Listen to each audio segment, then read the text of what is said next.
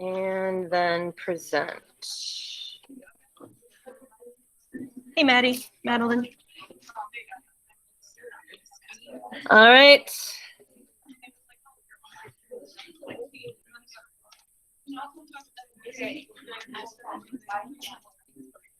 Oh, good morning. Good morning. Huh. All right, give me your eyeballs up here. A little bit of information to help guide you as you are working on the raccoon sculpture today. And then a little demo to give you some further guidance, and then you're going to be off to go to work on your own stuff. So no notes today, just take a look at the screen and listen in. So really important thing, and this is probably maybe, well, no, it's really for everybody, people at home as well as people who are here. Remember, you're using only raccoon clay for this project. So don't like mistakenly grab clay from the silver bin. Okay, remember you're grabbing it from the wedging table. You're using your raccoon slip. So just make sure you're always taking raccoon clay, and people at home, make sure you're only using the clay that's from that small bag labeled raccoon. So today, or yesterday, we made the footprint, or most of us made the footprint of our sculpture. So that means that today there's probably going to be more vertical building, building upward. And so just keep in mind that you're not really going to be able to do that until your coils are leather hard.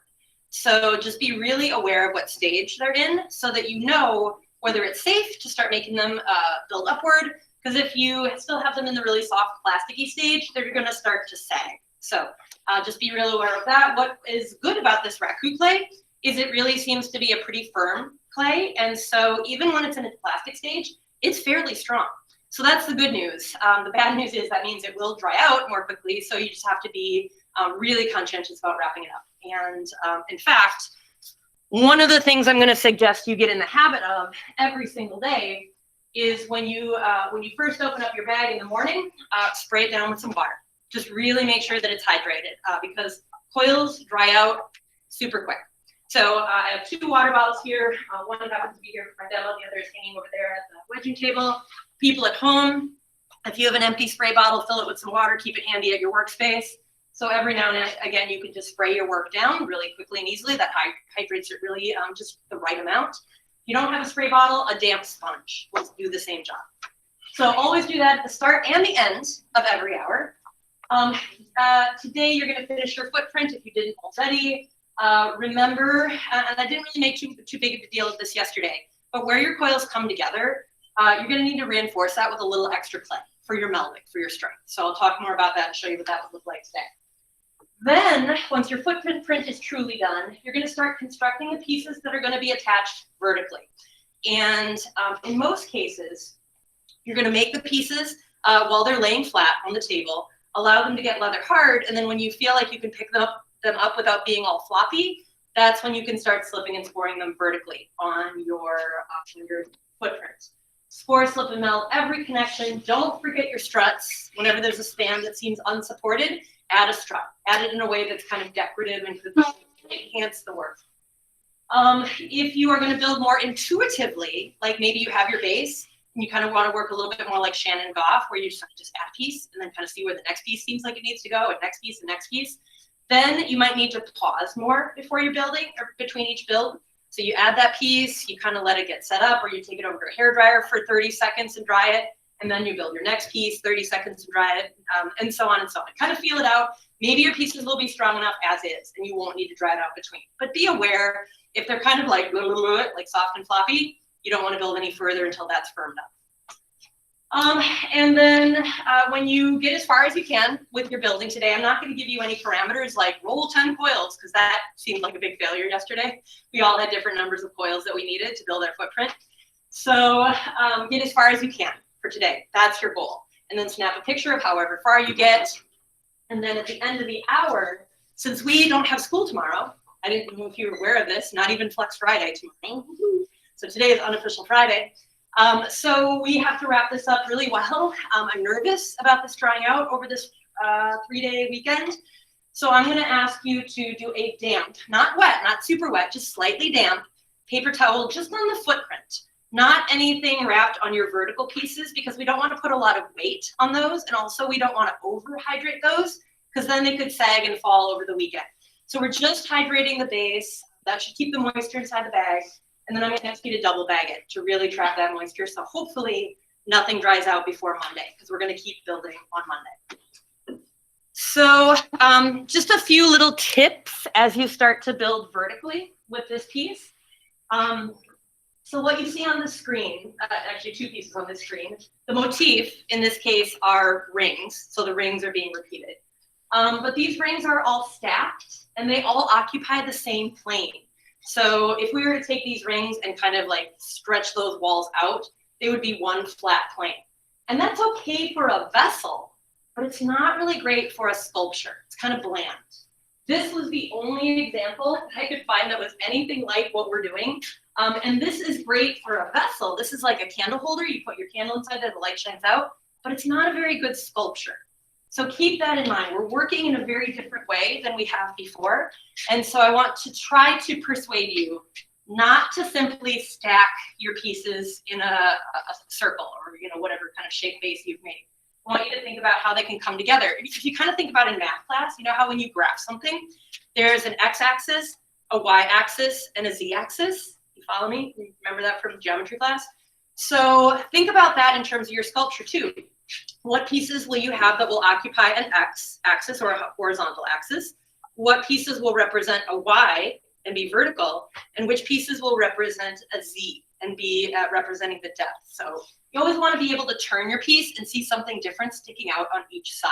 So let that guide you as you're starting to place your pieces today. Here's a better example of how rings could come together to make a more dynamic sculpture. Make them face different directions, be of different size, attach at different angles. That way there's something dynamic and interesting to see from every side. And this is hard. This is a challenge. This is unlike anything you've done in ceramics class before. You've always been focused on vessels. What can you make that could hold something or serve some function?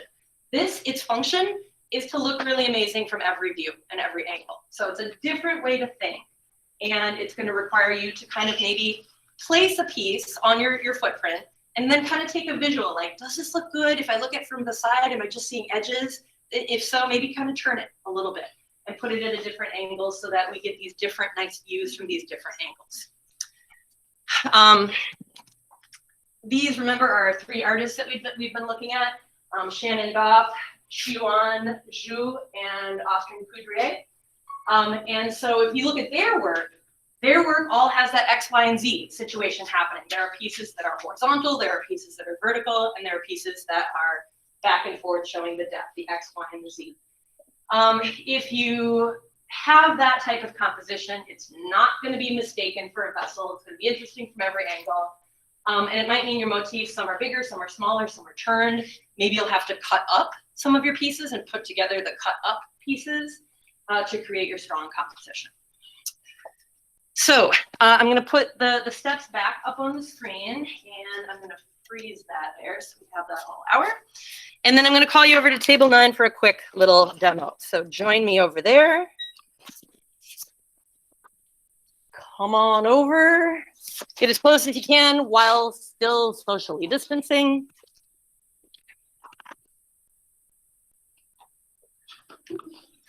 There we go. Hi, people at home. Okay. All right.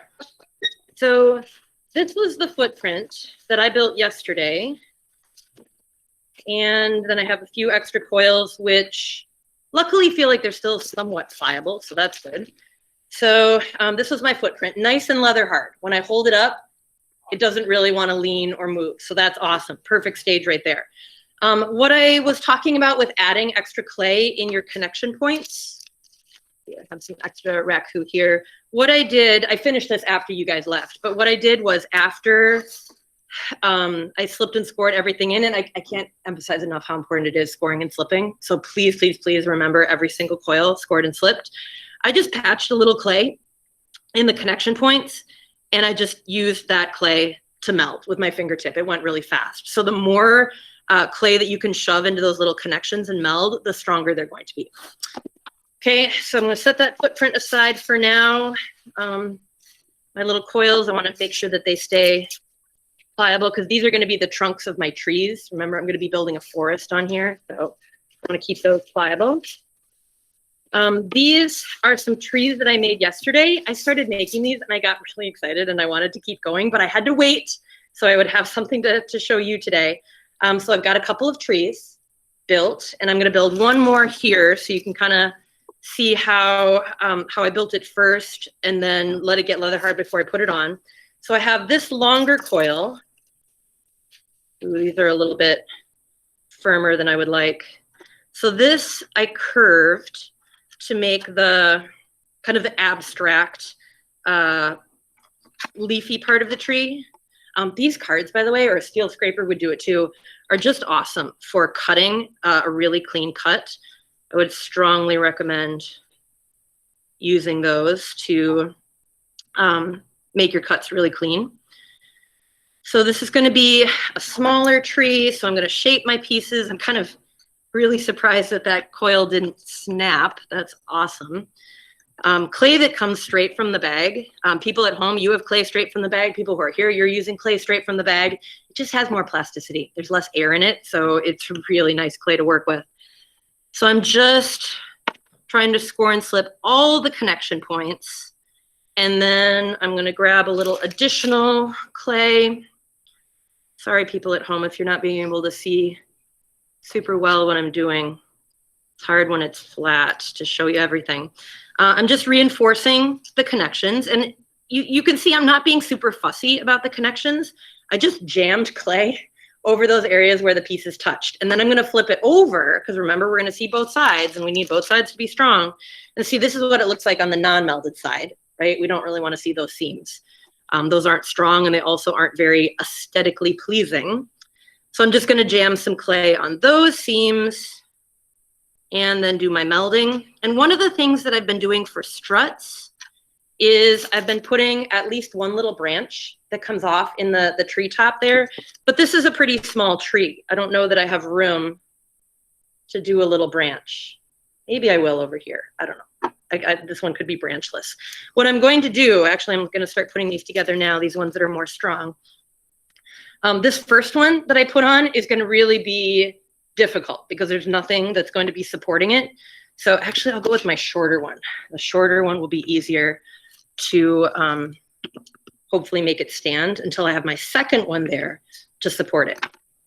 Okay, so I'm going to decide what angle my tree is going to be positioned. And when I first get it on there, what I might need to do is make a little temporary support like this, just to hold it in place. And then I'm going to wrap my little coil of clay around my connection point, which is going to make it stronger, but it's not going to make it strongest. That's coming next. So I'm just going to kind of get that rough for now. I'll come back and make that look better later.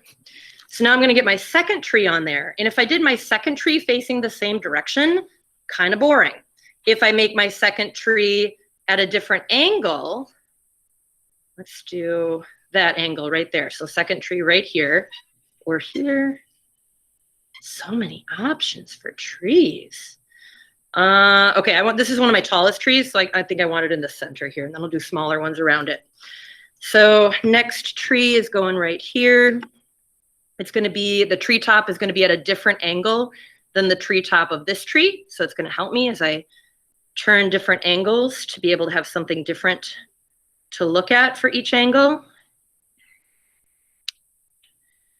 And a little bit of clay around the base.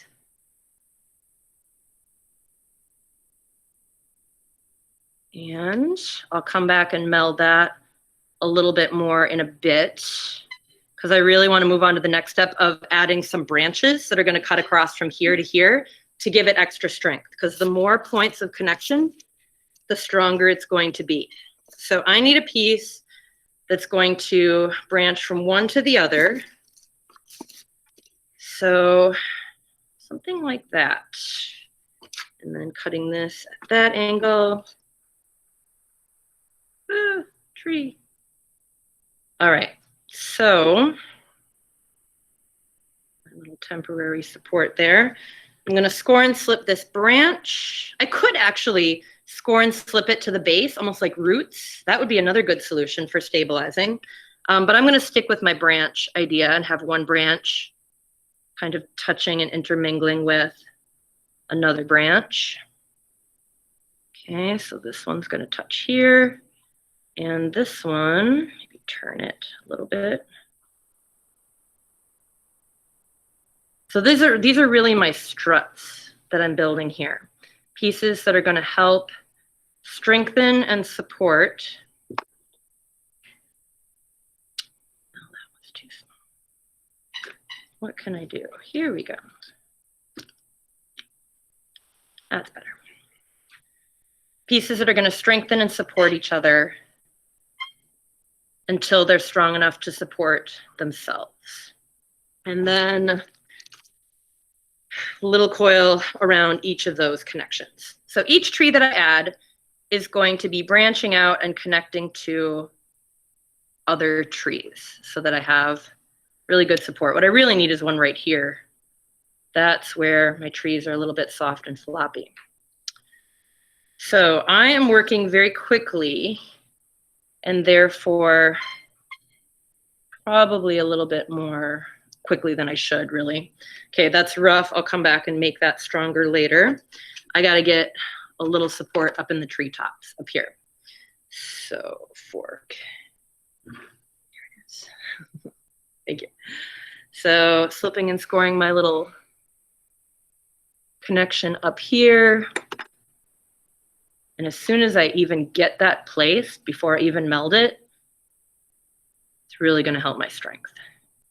Now, once I get a third piece on, that's going to make it even better because it's going to be more of a triangle. And so you can see that as you're building, you need to be very cautious as you go. Make sure you have lots of struts and supports and things that are going to make your sculpture strong and also dynamic, really interesting from every view. Okay, and there's lots of ways to go about doing that. Kind of find your own path, and I will be here to answer your questions if you have them. People at home, feel free to message me. People who are here, I'll be walking around and weighing in on how things are going as you're building. Okay, so till I get that third piece on, I'm just gonna let that sit like that. Okay, so do I have anything else to say? I don't think so. Questions that you guys have immediately that I can answer? Okay, go ahead, pull out your coils. You can borrow the spray bottles if need be. People at home, hang on just a moment longer, please. The extruder is all kind of set up and ready to go. If anyone needs to make coils today, I will help you with that.